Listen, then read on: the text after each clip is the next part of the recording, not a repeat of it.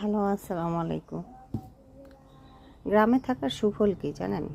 গ্রামে থাকার সুফল হচ্ছে যে ধরেন আপনার আজকে রান্না করার মতো কোনো কিছুই নাই, কিন্তু যারা শহরে থাকে তাদের বাজার ছাড়া আর কোনো উপায় নেই। কিন্তু গ্রামের একটা সুবিধা হচ্ছে কোনো কিছু না থাকলেও আপনি যে কোনোভাবেই যে কোনো কিছু একটা ম্যানেজ করতে পারবেন। যেমন আজকে আমার রান্না করার কিছু নাই, তাই আমি এই কলার ছড়াটা গাছেরই, আমাদের নিজস্ব গাছেরই, ঠিক আছে, আমার চাচা শ্বশুরের থেকে নিয়ে আসলাম। সে কলার ছড়া কাটছে সকালবেলা, তা আমাকে জিজ্ঞাসা করছে, আমি বলছি দেন আমি আমি নিব, ঠিক আছে।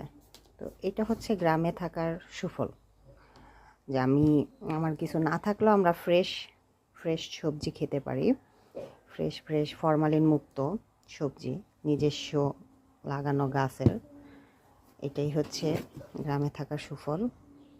তো কে কে আমার মতো এরকম ফ্রেশ ফ্রেশ সবজি খেতে চান অবশ্যই কমেন্ট বক্সে কমেন্ট করবেন। আল্লাহ হাফেজ।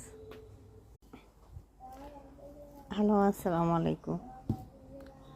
গ্রামে থাকার সুফল কি জানেন? গ্রামে থাকার সুফল হচ্ছে যে ধরেন আপনার আজকে রান্না করার মতো কোনো কিছুই নাই, কিন্তু যারা শহরে থাকে তাদের বাজার ছাড়া আর কোনো উপায় নেই।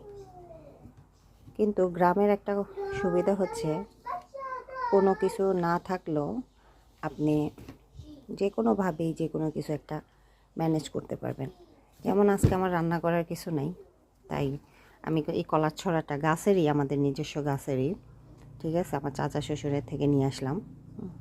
সে কলার ছড়া কাটছে সকালবেলা, তা আমাকে জিজ্ঞাসা করছে, আমি বলছি দেন আমি নিব, ঠিক আছে। তো এটা হচ্ছে গ্রামে থাকার সুফল, যে আমার কিছু না থাকলেও আমরা ফ্রেশ ফ্রেশ সবজি খেতে পারি। ফ্রেশ ফ্রেশ ফরমালিন মুক্ত সবজি, নিজস্ব লাগানো গাছের।